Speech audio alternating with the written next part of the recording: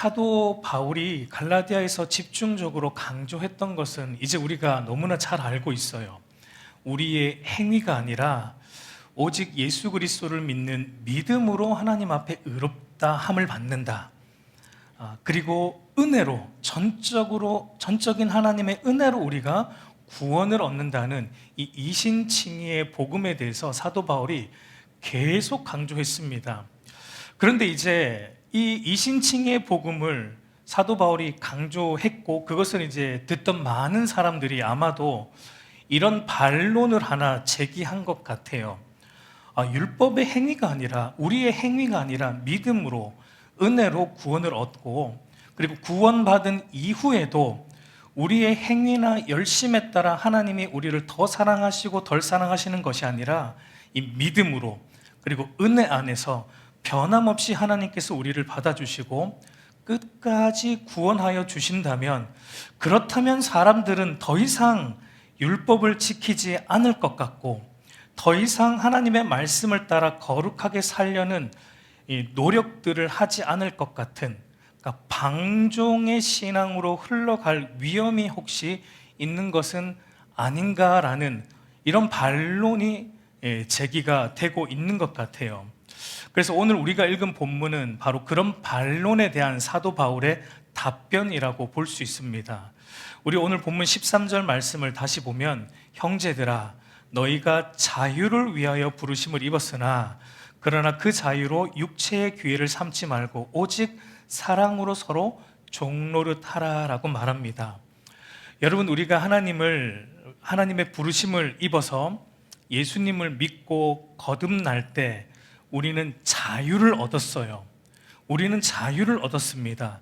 그리스도 안에서 얻은 이 복음의 자유는 어떤 것입니까? 바로 죄와 죄에 대한 하나님의 정죄와 형벌로부터의 자유를 얻었어요. 로마서 8장 1절과 2절 말씀 우리 한번 같이 읽어보겠습니다. 그러므로 이제 그리스도 예수 안에 있는 자에게는 이는 그리스도 예수 안에 있는 생명의 성령의 법이 죄와 사망의 법에서 너를 해방하였습니다 라고 이제 바울이 말합니다. 그러니까 우리의 모든 죄를 십자가에서 완전히 도말하신 예수 그리스도의 이 대속의 공로 때문에 우리는 또다시, 혹시 우리가 구원받고 이후에 또다시 죄를 짓는다고 해도 하나님으로부터 더 이상 우리는 정죄받을 일이 없고 하나님의 형벌을 받을 일이 없는, 그러니까 죄와 죄로 인한 하나님의 정죄와 형벌로부터 영원한 자유를 얻었다라고, 해방되었다라고 사도 바울이 말하고 있습니다. 그리고 또한 우리를 의롭다 하시기 위해 우리를 대신하여 모든 율법을 온전히 성취하신 그리스도의 의로움 때문에 우리는 이제 더 이상 하나님 앞에서 의로워지고자 율법을 지켜야 하는 이 율법의 의무로부터도 자유함을 얻었다라고 복음은 우리에게 선포하고 있어요. 로마서 10장 4절 말씀도 한번 같이 읽겠습니다. 그리스도는 모든 믿는 자에게 의를 이루기 위하여 율법의 마침이 되시니라. 그러니까 예수님이 우리를 대신하여 우리가 지키지 못한 모든 율법을 다 지키셨고, 그 모든 율법을 성취하심으로 그 의를 얻으신 의를 우리에게 전가시켜 주셨기 때문에 우리는 이제 더 이상 하나님 앞에 의로워지고자 하는 목적으로 율법의 요구를 충족시켜야 하는 이 율법 준수의 의무로부터도 자유함을 얻었다라고 말합니다. 그런데 문제가 있어요. 여기서 문제가 있는데, 여러분, 우리가 그런 자유함을 얻었지만 우리 안에는 여전히 무엇이 남아 있습니까? 우리 안에는 여전히 죄악된 본성이 우리 안에 남아 있어서 복음 안에서 이런 귀하고 너무나 놀라운 자유를 얻었지만 우리 안에 있는 이 육체의 본성, 육체의 소욕, 우리 안에 있는 이 죄악된 본성은 이 놀라운 복음의 자유를 도리어 이용해서 죄를 가볍게 여기고 율법을 따라 살지 않는 것에 대해 합리화하게 만드는, 오늘 사도 바울의 표현으로 말하면 복음의 자유로 육체의 기회를 삼을 수도 있다라는 것이 문제입니다. 복음의 자유로 우리의 육체의 기회를 삼는 것을 흔히 방종주의라고 말할 수 있어요. 이 방종주의 신앙은 하나님께서 예수님의 대속하심으로 나의 과거와 현재와 미래의 모든 죄를 다 사하여 주셨기 때문에 이제 나는 또다시 죄를 짓는다고 한들 하나님께서 나를 더 이상 정죄하지 않는다. 이런 복음의 내용을 이제 이용해 먹는 거예요. 그래서 내가 또다시 죄를 짓는 것을 가볍게 여기고 죄를 합리화하는데 복음의 내용을 이용해 먹는 것이 방종주의 신앙의 모습입니다. 그리고 또 방종주의는 예수님께서 율법을 온전히 지키신 것으로 나를 의롭다 하여 주셨기 때문에 나는 더 이상 율법을 지킬 의무가 없다.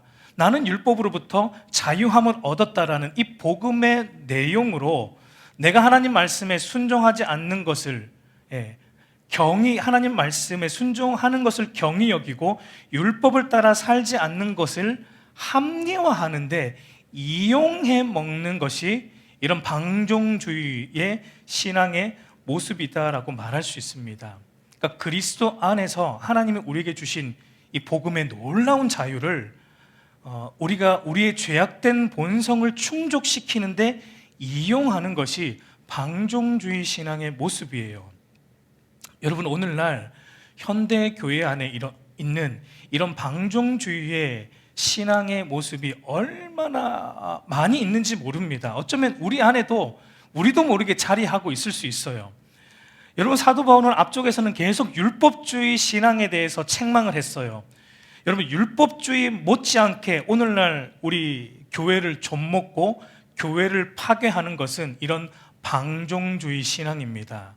여러분, 율법주의와 방종주의, 혹은 율법 폐기주의, 무율법주의, 이것은 드러나 보이는 양상은 서로 반대처럼 보이지만 그 뿌리는 실은 같아요.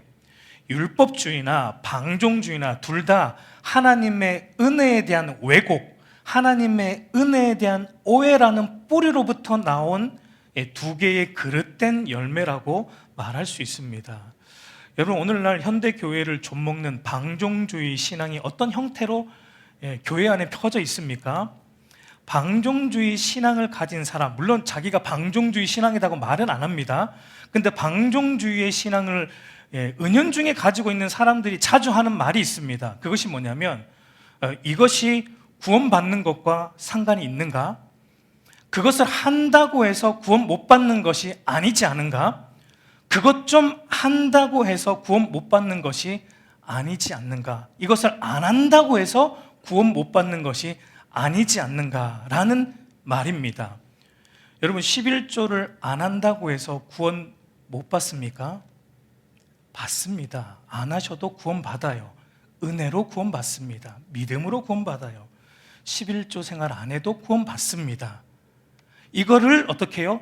이용한다는 거예요. 이용해서 자기가 11조 생활 안 하고 헌금 생활 안 하는 것을 합리화하고 정당화하는 것이 방종주의 신앙입니다. 예배를 여러분 빠진다고 하나님이 구원 안 하십니까? 오늘 수요 예배 안 나온다고 하나님이 구원 안 하십니까? 아니죠. 우리는 믿음으로 구원을 받아요. 그런데 예배를 빠진다고 구원 못 받는 것이 아니다라는 이 말을 이용해 먹어요. 그래서 자기가 예배를 등한시 여기는 것을 정당합니다. 예배 좀 빠져도 구원 못 받는 거 아니니까 이용해 먹는 겁니다. 기도를 등한시한다고 구원 못 받습니까? 아니요. 기도를 등한시해도 어떤 면에서 구원은 받죠. 믿음으로 구원 받는 거니까. 그러나 그것을 이용해서 자기가 기도를 등한시하는 자신의 죄를 무마하고 정당화하는 것은 방종주의 신앙입니다. 어떤 면에서 이것은 바른 복음을 믿지 않고 있는 거예요. 여러분, 술 좀 마신다고 해서 구원 못 받습니까? 아닙니다. 구원 받아요. 여러분, 성경 어디에 술 먹지 말라고 되어 있나? 술 취하지 말라고 되어 있지. 그러므로 술을 마셔도 구원 받는 것하고는 전혀 문제가 없다, 상관없다. 말을 이용해서 자기가 술을 즐겨 먹고자 하는 자기 본성을 충족시키고 정당화하는 것, 방종주의 신앙이라는 거예요. 이처럼 방종주의 신앙은 모든 것을 구원받는 것과 상관없다라는 이런 얄팍한 논리로 연결해서 자기의 죄악된 본성대로 사는 것을 정당하고 합리화하는 형태로 우리 안에 자리 잡고 있다라는 것을 우리가 주의해야 됩니다. 여러분, 이런 방종주의 신앙은 하나님의 은혜를 값싼 은혜처럼 여기는 거예요. 여러분, 하나님께서 우리를 값없이 은혜로 구원하셨습니다. 그런데 여러분, 그 은혜가 절대 값싼 은혜가 아닙니다. 또다시 죄를 짓는 것을 가볍게 여길 수 있는 그런 값싼 은혜가 아니란 얘기예요.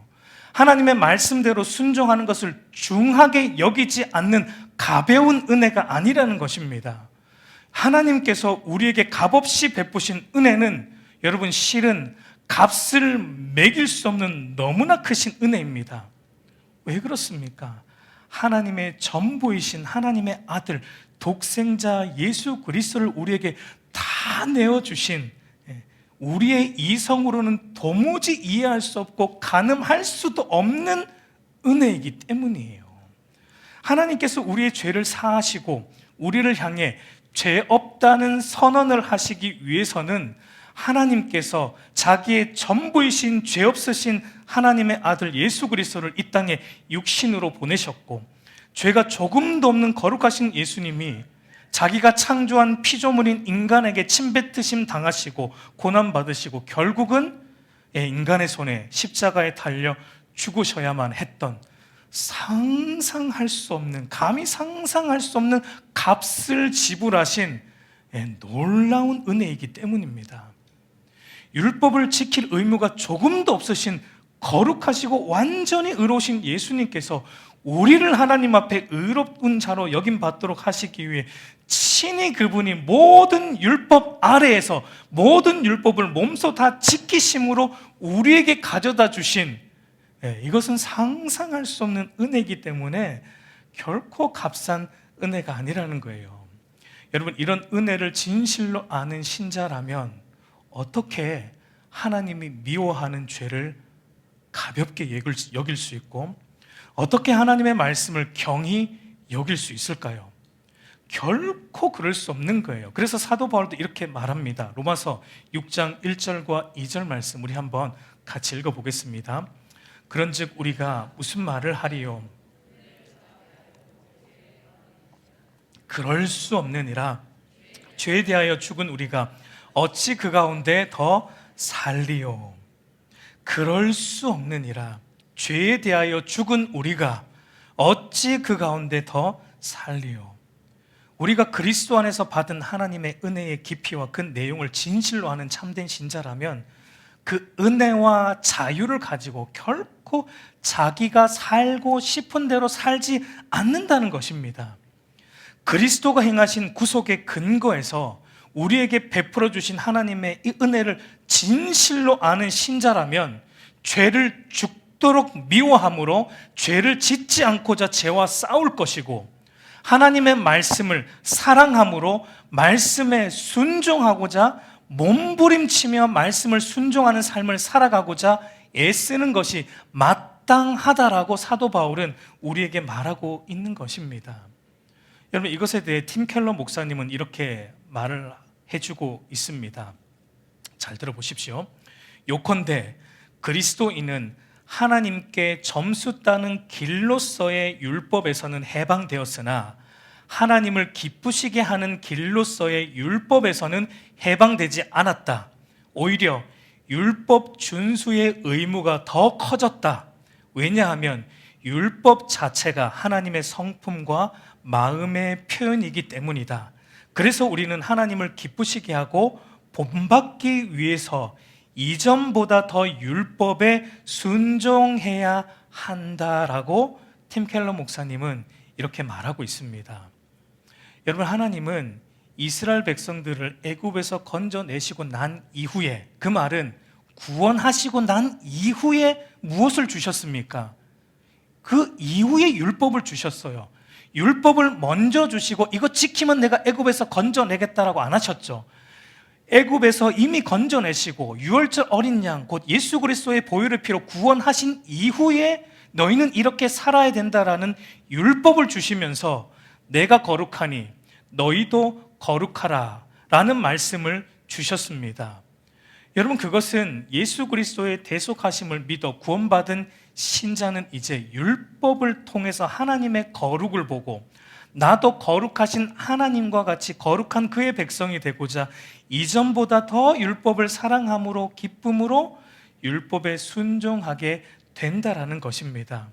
그러므로 믿음과 은혜로 구원받았다라는 말을 하면서 하나님의 거룩한 뜻이 담겨있는 하나님의 율법, 곧 하나님의 말씀에 대한 순종을 등한시하고 가볍게 여긴다라는 것, 그리고 하나님의 말씀이 금하는 죄를 가볍게 여긴다는 것은 결코 자유가 아니라, 자유하는 신앙이 아니라 그것은 방종이다라는 것을 바로 육체의 기회로 삼고 있다라는 것을 오늘 사도 바울이 말하고 있는 것입니다. 여러분, 요한복음 8장 32절을 보면 진리가 너희를 자유케 하리니라고 말하듯이 성경이 말하는 참된 진리는 참된 자유는 진리 안에서의 자유입니다. 그러니까 진리이신 하나님의 말씀 안에서, 달리 말하면 하나님의 말씀의 통제를 받는 것 안에서 살아가는 게 자유예요. 여러분, 통제와 자유가 마치 서로 배척되는 이미지 같지만 그렇지 않습니다.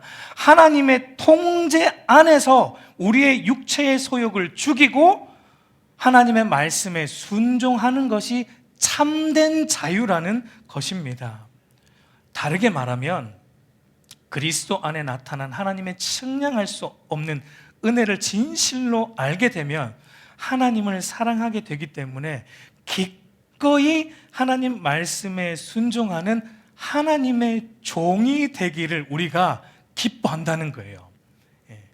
하나님의 종이 되기를 기뻐하는 겁니다. 더 나아가서 하나님 사랑 안에서 이제 다른 이들의 종이 되는 것도 기뻐하는, 13절에서 바울이 말하는 것처럼 오직 사랑으로 서로 종노릇하는 것도 이제는 마다하지 않는 것이 복음 안에서 우리가 받은 자유의 목적이에요. 여러분, 하나님께서 그리스도 안에서 우리에게 자유를 주신 목적은 사랑으로 하나님의 종이 되고 사랑으로 서로의 종이 되는 것입니다. 먼저는 나를 죄로부터 건져 구원하신 하나님의 사랑 때문에, 그 사랑이 너무 크기 때문에 하나님의 말씀대로 사는 일에 있어서는 하나님의 종이 되기를 자처하는 것입니다. 그래서 여러분, 사도 바울은 하나님의 은혜로 구원받고 나서 늘 자기를 어떻게 소개를 했죠? 사도 바울의 서신을 보면 늘 자기를 뭐라고 소개합니까? 대표적으로 로마서 1장 1절을 보면은 이렇게 말하죠. 늘 사도 바울은 자기를 이렇게 소개합니다. 예수 그리스도의 종 바울은, 예수 그리스도의 종 바울은. 여러분, 사실 복음은 우리를 율법에 종된 것으로부터 자유하게 했어요. 그런데 이제는 이 복음은 우리를 그리스도의 종되는 것을 기뻐하는 자리로 인도합니다. 그 이유가 무엇입니까? 말씀 안에 담긴 하나님의 마음을 알기 때문이에요. 여러분, 11조와 예배와 기도와 술 취하지 말라는 하나님의 말씀들은 하나님께서 나를 더 행복하게 하고자 주신 말씀들이고, 나를 더 거룩하게 하고자 주신 말씀들이고, 나를 더 유익하게 하고자 주신 말씀들인 것을 알기 때문에 하나님의 말씀대로 사는 것에 있어서는 나는 자유자가 아니다. 하나님의 말씀대로 순종하는 면에 있어서는 나는 철저히 하나님의 종으로 살겠다. 그러니까 사랑으로 자발적으로 종 된다라는 것입니다. 여러분, 구약의 율법을 보면은 7년 되던 해 안식년이 되면은 종된 자들을 어떻게 해줍니까? 다 풀어줍니다. 자유롭게 해줘요. 종으로 매여 있던 자들을 안식년이 되면 다 자유자가 되게 하는 율법이 있죠. 그런데 여러분, 어떤 종이 7년이 지났어요. 종으로, 어떤 집에 종으로 7년을 살았습니다. 근데 종으로 살다 보니까 그 주인, 내가 7년 동안 모신 그 주인이 너무 좋아요. 주인이 너무 좋아요. 그 주인이. 그래서 종이 자발적으로 선택합니다. 저는 자유자가 되고 싶지 않습니다. 저는 자유자로 풀려나고 싶지 않고 그냥 평생 동안 이 주인의 종으로 살겠습니다라는 결정을 할 수 있습니다. 그렇게 되면은 그 주인과 종이 함께 재판관 앞에 가서 그 종의 길을 뚫어요. 귀걸이를 합니다. 그 종의 길을 뚫어서 이 종은 이 주인에게 평생 속한 종됨의 표시를 해서 평생 이 주인의 종으로 살게 하는 것이 있습니다. 출애굽기 21장 5절과 6절 말씀 우리 한번 같이 읽어보겠습니다. 만일 종이 분명히 말하기를 내가 상전과 내 처자를 사랑하니 나가서 자유인이 되지 않겠노라 하면 상전이 그를 데리고 재판장애로 갈 것이요 또 그를 문이나 문설주 앞으로 데리고 가서 그것에다가 송곳으로 그의 길을 뚫을 것이라 그는 종신토록 그 상전을 섬기리라 라고 말합니다. 여러분, 이것은 주인이 강제로 끄집고 간 게 아닙니다. 종의 자발적인 선택이에요. 이 종이 스스로 결정한 겁니다. 왜 이런 결정을 할 수 있었을까요? 이 종이 왜 이런 결정을 할 수 있습니까? 이 주인은 나를 종으로 대우하지 않았어요. 7년 동안 나를 종으로 대우한 것이 아니라 가족처럼 대우해주는 선한 주인이었다는 겁니다. 이 주인은 무엇을 시키든지 내게 해로운 것은 안 시키는 주인이었다는 겁니다. 어떤 걸 시키든 나에게 선한 것만 시키는 선한 주인이었다는 것을 이 종이 알았기 때문에 나는 차라리 자유자가 되는 것보다 이런 주인이라면 평생 이 주인의 종으로 살아도 좋겠다.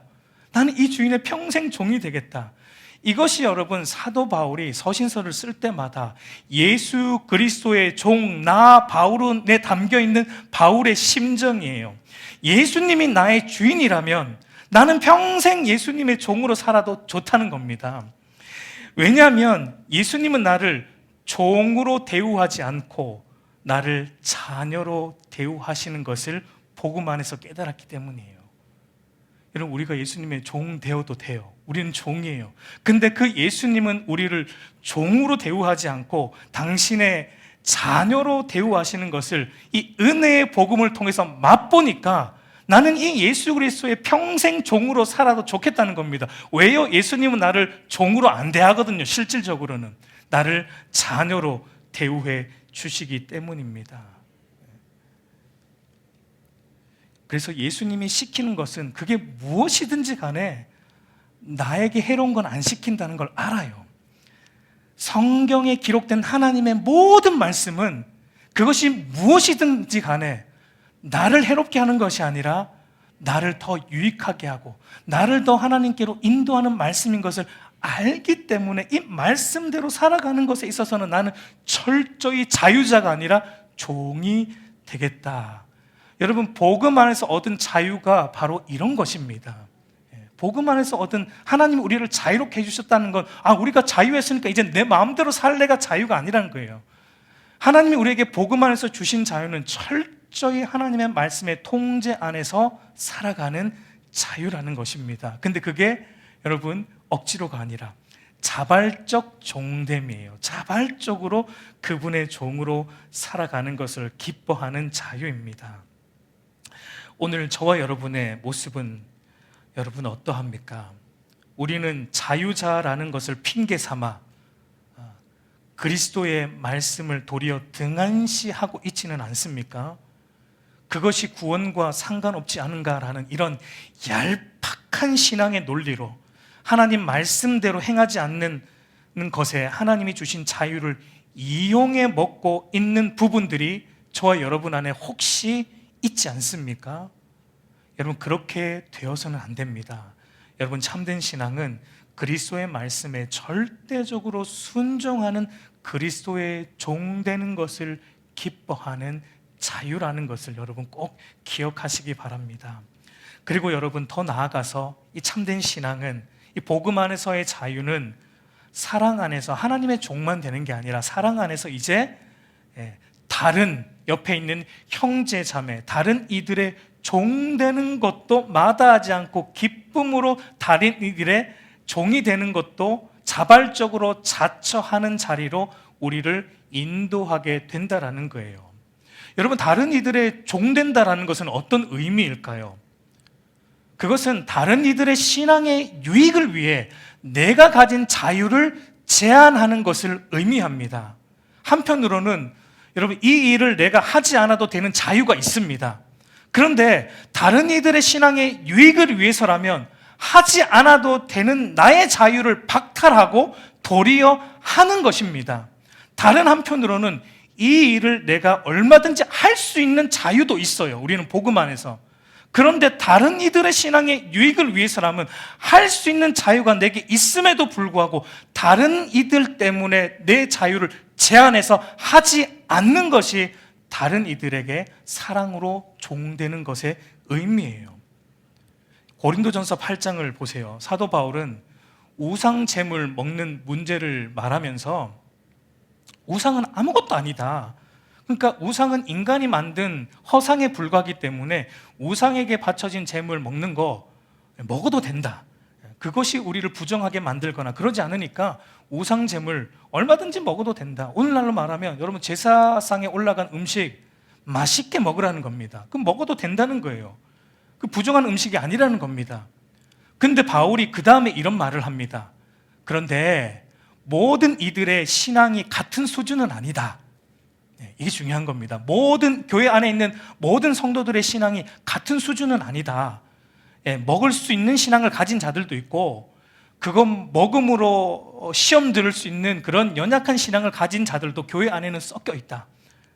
그러니까 제사 음식 먹는 문제를 결정함에 있어서 중요한 것은 뭐냐면 나의 자유가 아니라 다른 이들의 신앙의 유익이 되어야 한다라고 사도 바울이 말하는 것입니다. 내 자유함이 다른 이들의 신앙을 흔들 위험에 있으면 내 자유를 사용하지 말라라는 것입니다. 내가 가진 신앙의 자유를 다른 이들의 유익을 위해 제한하고 절제하라라는 것이 다른 이들에게 사랑으로 종이 되는 것의 의미예요.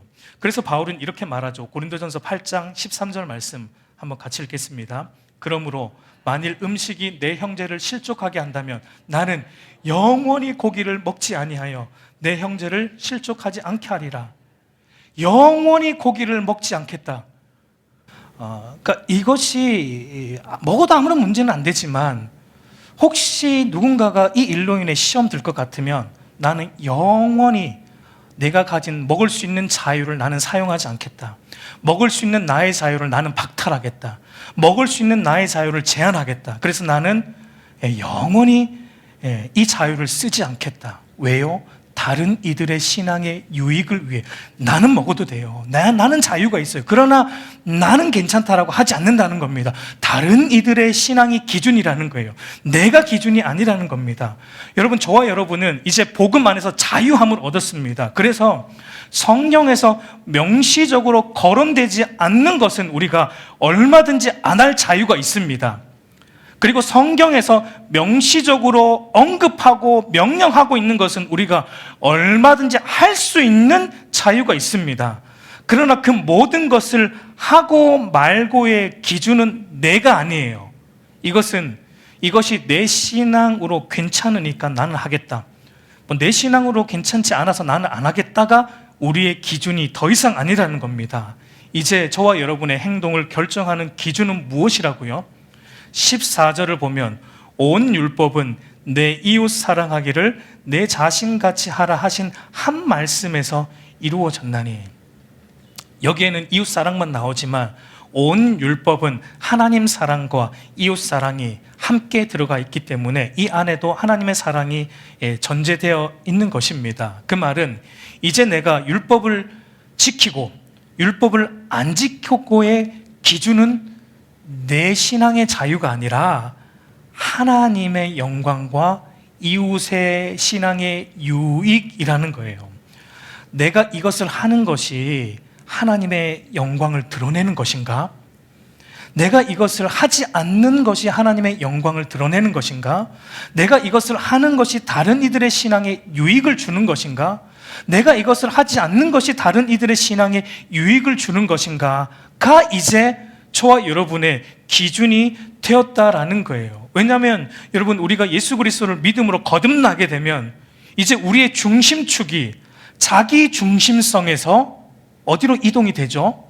하나님 중심으로, 그리고 하나님을 사랑하는 것으로부터 나오는 이웃 사랑으로 우리의 중심축이 이동합니다.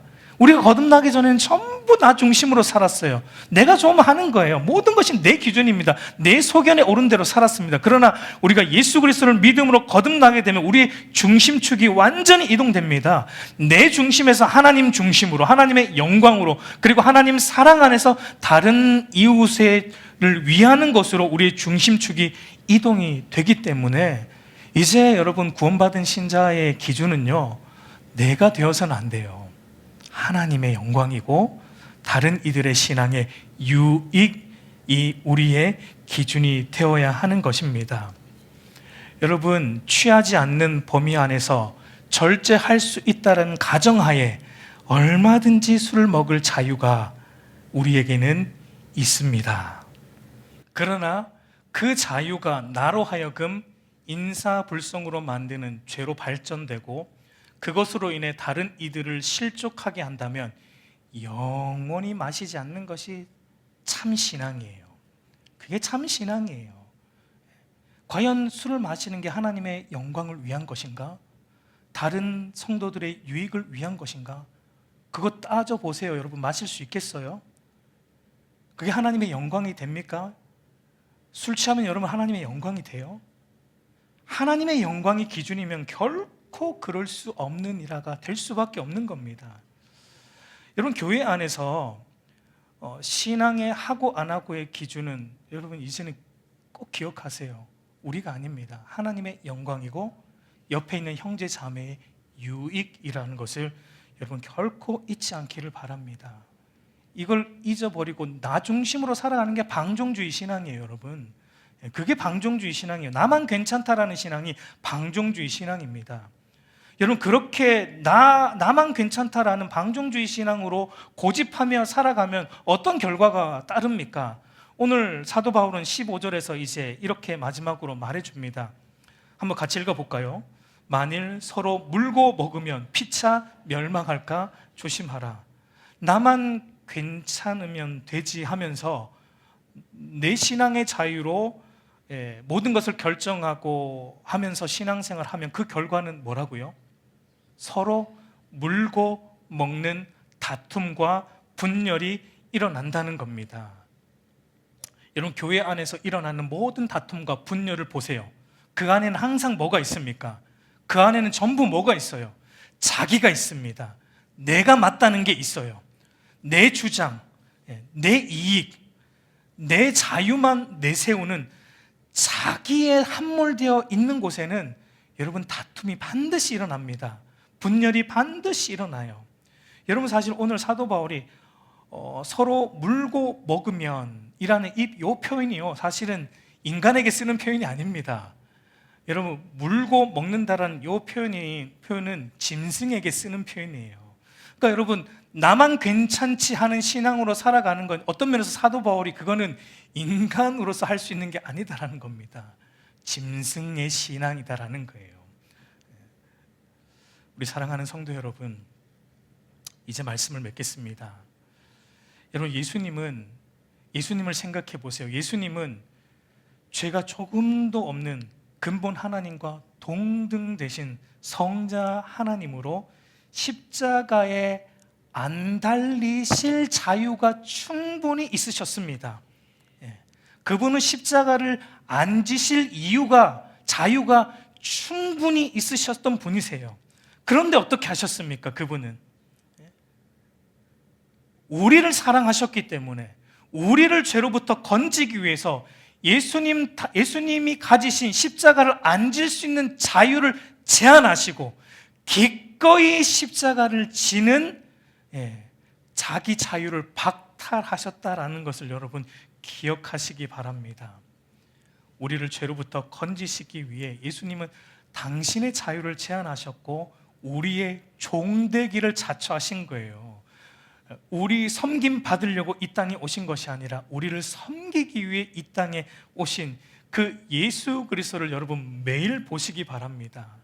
사도 바울이 말하잖아요. 이 예수의 마음을 품으라. 그는 근본 하나님과 동등되신 분이시나 하나님과 동들된 것을 취하지 않고 종의 형체를 가지사 십자가를 지셨다라고, 우리를 위해 종이 되셨다라고 말하고 있지 않습니까?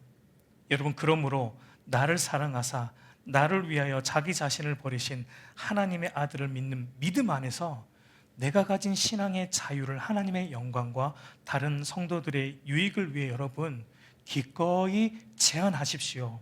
절제하십시오. 그래서 여러분, 교회 안에 덕을 세우는 자들이 되기를 간절히 우리 주님의 이름으로 축복합니다.